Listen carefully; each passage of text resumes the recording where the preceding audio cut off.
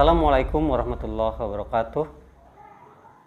Alhamdulillahirabbil alamin wassalatu wassalamu ala sayyidina Muhammadin wa ala alihi washabihi ajmain wa man tabi'ahum bi ihsanin ila yaumidin.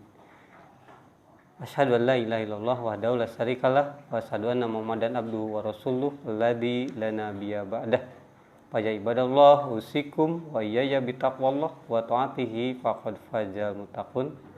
Faqala Allah ta'ala fil Qur'anil Karim, a'udzu billahi minasyaitonir rajim. Bismillahirrahmanirrahim. Ya ayyuhalladzina amanu taqullaha haqqa tuqatih wa la tamutunna illa wa antum muslimun. Ikhwatul iman rahimakumullah. Allah Subhanahu wa taala menegaskan dalam Al-Qur'an dalam surat At-Tin sebagaimana firman-Nya, laqad khalaqnal insana fi ahsani taqwim. Sesungguhnya kami telah menciptakan manusia dalam bentuk yang sebaik-baiknya.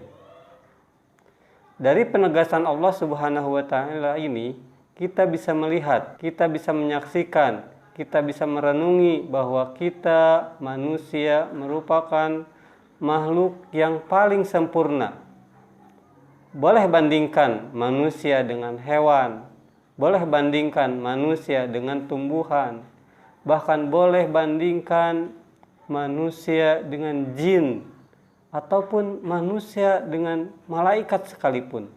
Dari segi penciptaan, manusia merupakan makhluk yang paling sempurna.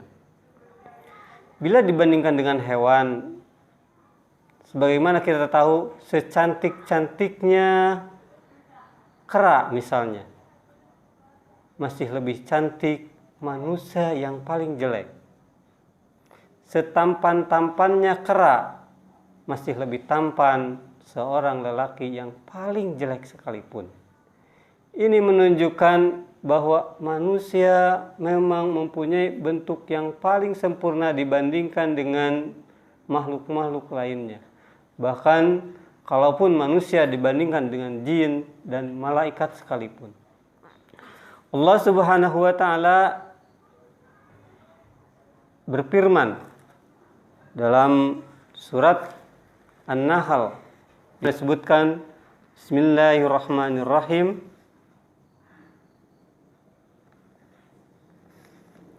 Wallahu akhrajakum min butuni ummahatikum la ta'lamuna syai'a wa ja'ala lakum syam'a wal absara wal af'idah la'allakum tashkurun. Dari ayat ini disebutkan bahwa Allah yang mengeluarkan kamu dari perut ibumu tanpa mengetahui apapun. Tapi Allah memberikan untuk kalian asyam'a wal absara wal af'idah. Allah memberikan pendengaran, memberikan penglihatan, dan memberikan hati. Untuk apa? La'allakum tashkurun. Supaya kalian menjadi orang-orang yang bersyukur.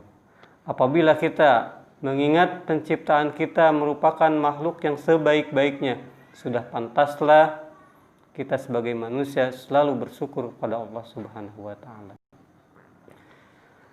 Namun ternyata itu hanya dari segi kholqiyah. Itu hanya dari segi penciptaan. Kalau ditinjau dari sudut lain, dari sudut khuluqiyah, dari sudut akhlak, ternyata masih banyak manusia-manusia yang sama kedudukannya dengan hewan. Bahkan disebutkan ada manusia yang kedudukannya lebih rendah daripada hewan. Sebagaimana firman Allah Subhanahu wa taala dalam surat Al-A'raf disebutkan Bismillahirrahmanirrahim. Wa laqad dara'na li jahannama katsiran minal jinni wal ins lahum qulubun la yafqahuna biha wa lahum a'yunun la yubsiruna biha wa lahum adanun la yasma'una biha ulaika kal an'am bal hum adall ulaika humul ghafilun. Ini disebutkan bahwa Allah Subhanahu wa taala akan memenuhi neraka jahanam dari kebanyakan jin dan manusia. Siapa manusia yang akan memasuki neraka jahanam itu? Yaitu orang-orang yang sudah diberikan hati oleh Allah Subhanahu wa taala, tapi tidak mempergunakan hatinya untuk memahami ayat-ayat Allah. Yang kedua, orang-orang yang telah diberikan mata oleh Allah Subhanahu wa taala, tapi tidak menggunakan penglihatannya untuk melihat tanda-tanda kekuasaan Allah Subhanahu wa taala.